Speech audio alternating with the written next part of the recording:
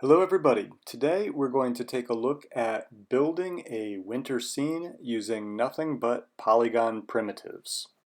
Working with just Polygon primitives may seem limiting, but it in fact still leaves lots of creative and aesthetic choices for us to make as artists. And when used effectively, the limitations can even become a strong part of the aesthetic.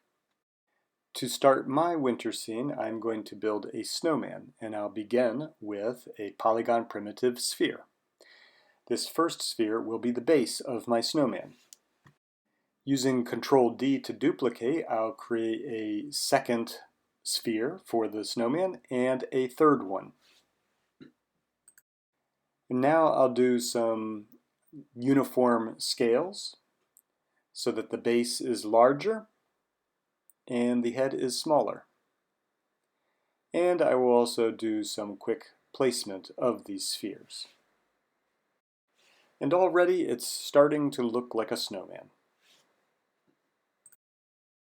Rather than using the default gray shader for my snowman, I will create a new material. And to do this, I will select the base of my snowman, right-click and hold on the object, and then choose Create New Material.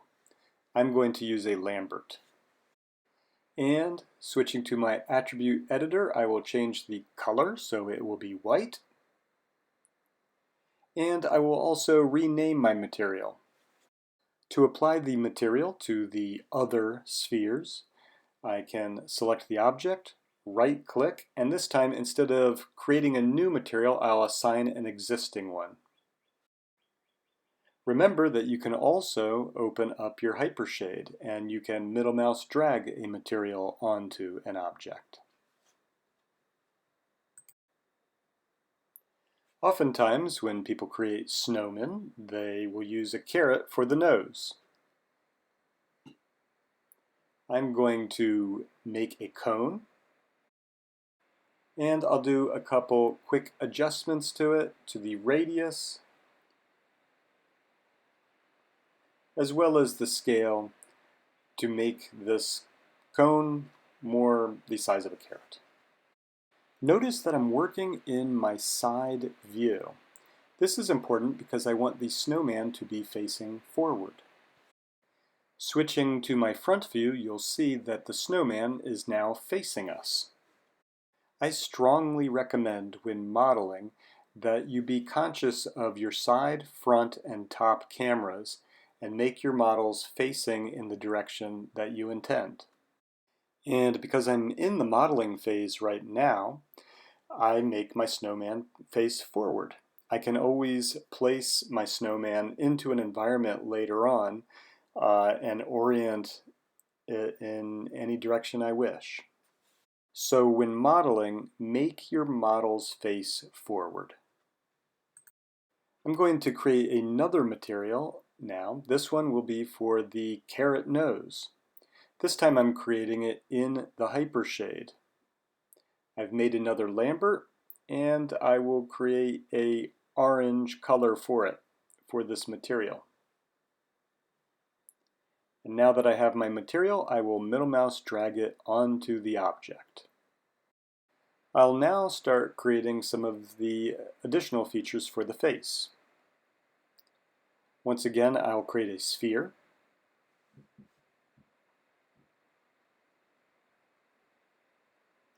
I'll scale it down and start placing it on the face. Right now I'm working in my front camera, and the placement looks good here. However, if I go to my side camera, you'll see that I need to bring the eye back a little.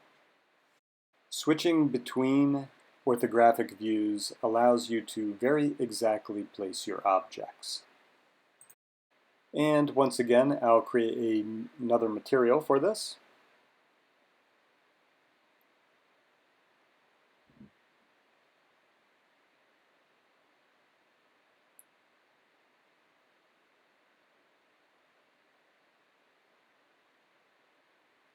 And I'll middle mouse drag it onto the object.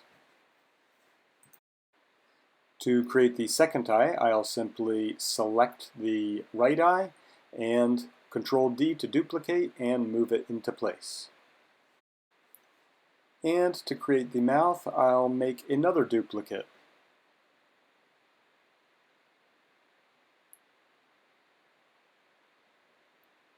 In fact, I'll make multiple duplicates so that I can give my snowman a smiling face.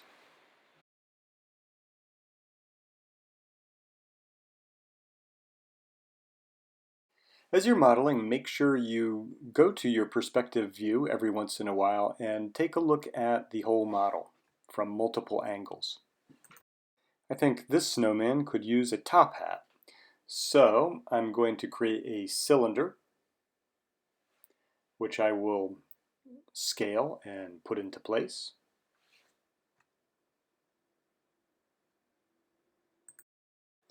And I'll apply one of the materials to it that I have already created.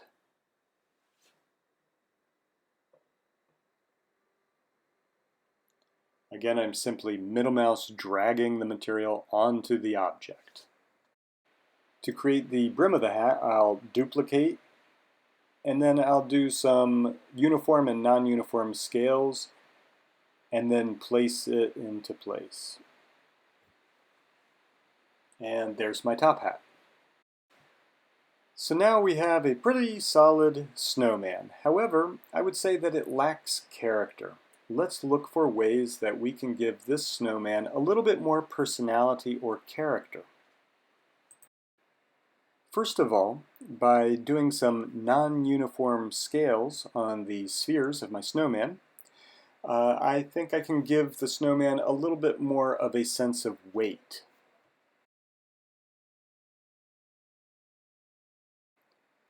And check out how a simple translate can really change the personality of my snowman. By taking the middle sphere and moving it slightly back, my snowman now has an entirely different posture. Much more dynamic, much more interesting.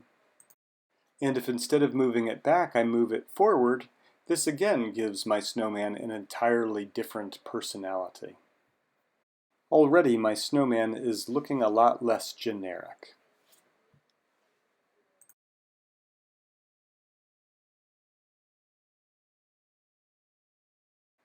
Another thing I could do is play around with the size and placement of the features of the face.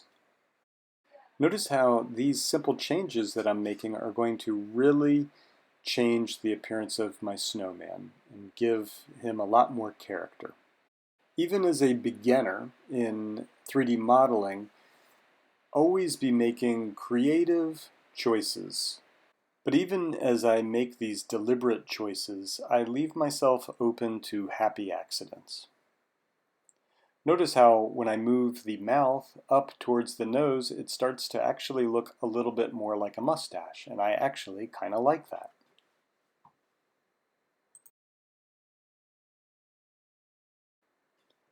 I'll duplicate one of the spheres to create the mouth. And here is the face of my snowman. I'll make a few quick adjustments.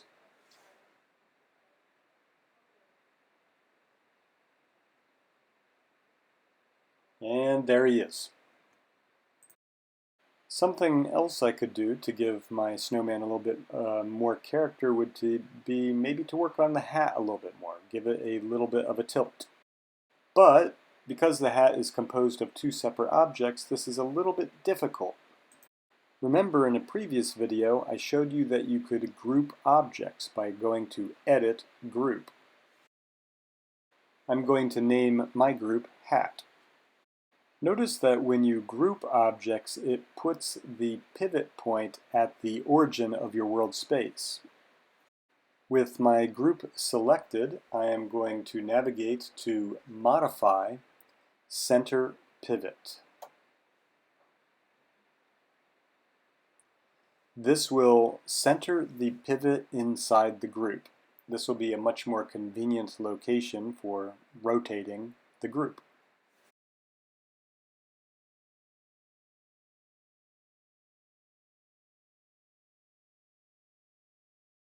And now that I've placed the top hat at a jaunty angle, I think I'm just about done creating my snowman. Like the hat, the snowman is composed of multiple objects, and this will make it a little bit difficult later on to place the snowman in my environment. So, in my outliner, I'm going to select all of the objects comprising the snowman, and I'm going to group them. I will rename my group to Snowman. And now I can conveniently place my snowman anywhere in the 3D space that I desire. I'm going to want to place my snowman in an environment, so I'm going to start creating some of the objects for my environment. In this case, a tree. I can create a tree using nothing more than a Polygon primitive cone and cylinder. And I'll create some materials for the trunk and for the body of the tree.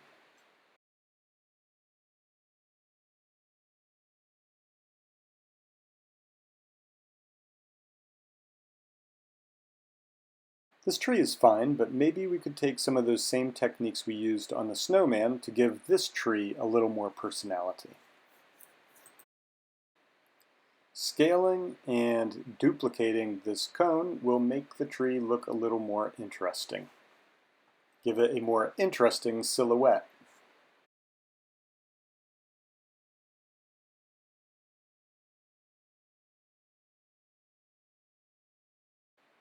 Perhaps this tree is too symmetrical. Let's add some rotations to it, which will give it even further a more interesting silhouette. And now that my tree is complete, I'm going to select all the objects of the tree. This time I'm doing it by marquee selecting, and I will go to Edit Group. And of course in my attribute editor I will rename the group. Naming the objects in your Maya scenes makes your Maya scenes much more manageable, easier to work with. And now that we have a tree, we can duplicate it and rotate it. And because our tree is not perfectly symmetrical, this already gives us some variety, even though we're still using the same tree. I'm going to duplicate it a third time, but this time I'll do a non-uniform scale. Notice what variety we can get from this one single tree. Simple scales, both uniform and non-uniform, as well as rotates, can create great variety.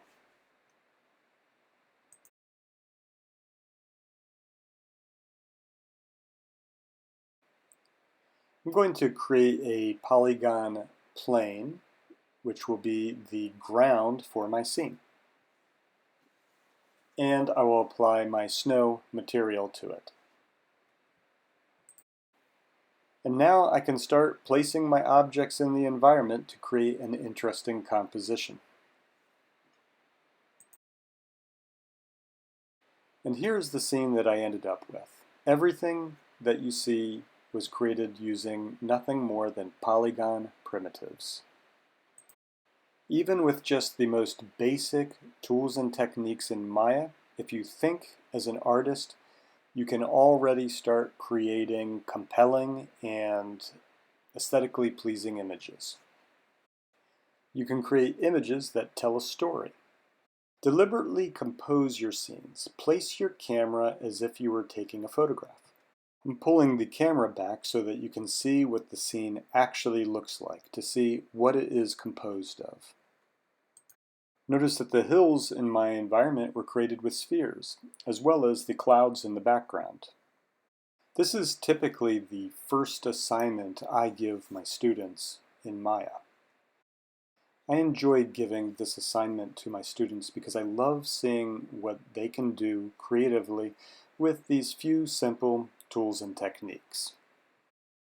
I hope you've enjoyed this video, and I can't wait to see what you make with Polygon primitives.